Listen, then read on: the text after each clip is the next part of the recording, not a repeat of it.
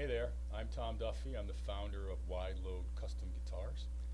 And today we're playing this really interesting PJ bass. This is actually a first for us. This is our first attempt at a short scale bass. So this one is 30-inch scale. So I use a lot of suppliers and I'm always keeping my eye out for quality components. So I found this really nice Jaguar bass with PJ pickup slots in it, and to that I've mated a Squire Paranormal Rascal bass neck. The headstock is in shell pink. You can see the bass itself is pretty much black, so I get the black and pink, and I kind of tend to think of this like an 80s prom color scheme, right?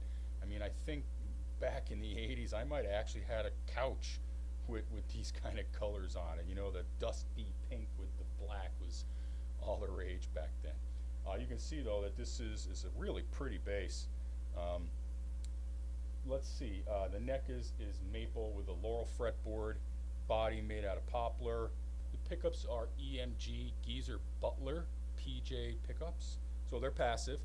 The bridge is a Fender vintage style bridge, hardtail. The controls are just like every other PJ bass, you know, neck volume, bridge volume, master tone. Tuners are the ones that came with the neck, so they're Fender tuners. Strings, I put on some Fender 4050 flat wounds as well. Okay? Alright, so I got both pickups turned all the way up. I have the tone set as high as it'll go as well. Let's see what it sounds like through the Ori Pure 15-watt tube amp, which is coming through a 1x15 cab. I'll take a picture of the amp and I'll throw it at the end of the video so you can see the settings. In a bit I'm going to turn some pedals on as well. I'll take a picture of the pedal board so you can see the settings on those guys too. That will also be at the end of the video. Okay? Alright, I've got it tuned up. Let's see what it sounds like.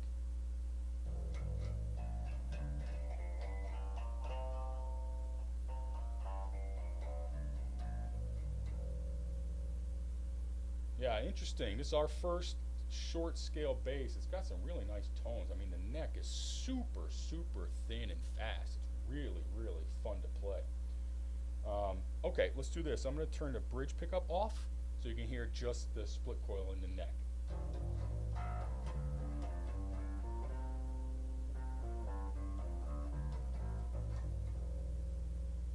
Yup, you get that good thumpy P bass sound. Let's do the opposite now. So just the bridge pickup, get the good warm jazzy sounds now. Nice and bright.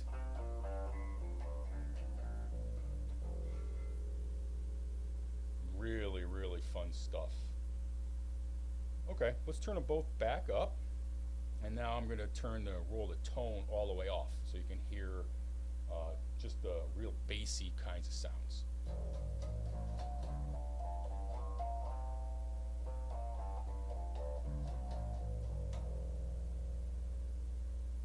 Yeah, that sounds good.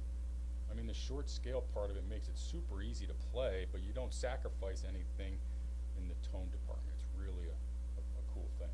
Alright, so let's crank them all up again. Throw some dirt on it. Actually, before I do that, the first pedal I'm going to tap is the JHS Octave Reverb pedal. It's actually my favorite pedal. I leave it on pretty much all the time when I'm out playing, and it just adds some warmth and some growl by giving me that octave with just a touch of reverb. So I'm going to touch that one first. We'll hear what it sounds like.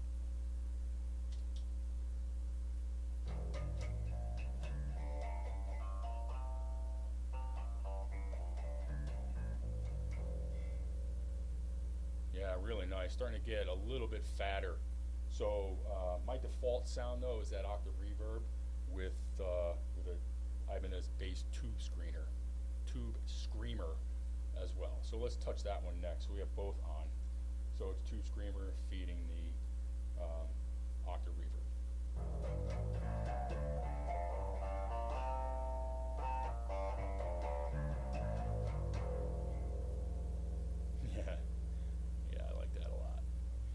nice and starting to get that good fatness to it.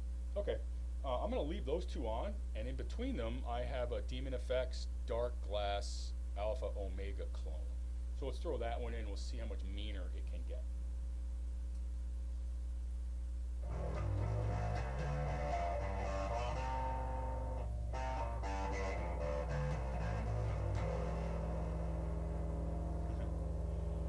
It's interesting, you can actually probably hear it. The neck is so ultra thin that I'm sort of misplaying the top two strings because they're not in the same normal positions. I don't know. It's just very thin and fast. It's almost kind of an Ibanez feel to it. It's really comfy to play. I just been playing, you know, jazz and P-bass necks for a pretty long time, and it's just a little bit different in a good way. Okay, so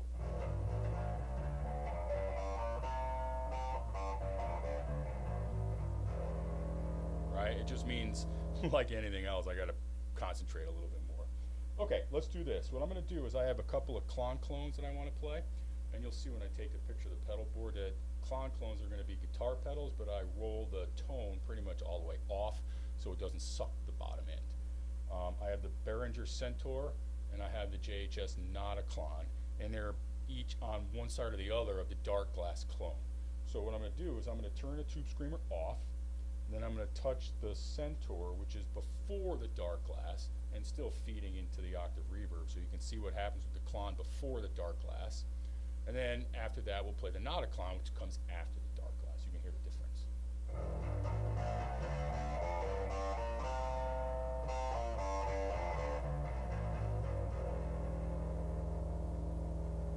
Yeah, I like that. That sounds really good. Okay, we'll turn the Centaur off and we'll touch the Nauticlon. And the Nauticlon and the Centaur pretty much have the controls set about the same. Again, you'll see it in the picture of the pedal board. This now is the dark glass clone, followed by the Nauticlon, then the octave reverb.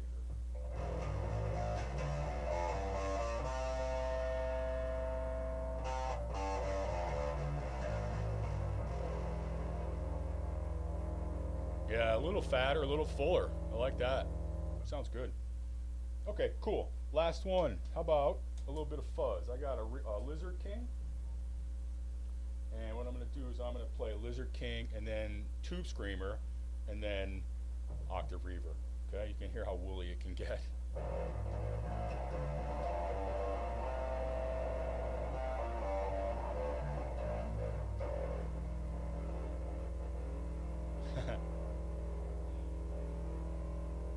Yeah, that sounds really cool. Okay, cool. As you can tell, it's real super comfy to play. Nice balance to it. It doesn't go anywhere. Turn some of that off so you can hear me. The balance, you know, it's fantastic. It just doesn't move. It's moderately weighted, but weighs enough to not take away from the tone. So really good, actually. If you're shopping for a first-time player, this is not a bad way to go. Okay. All right, so you can see the details in the listing, and if you're interested, as always, send me a message.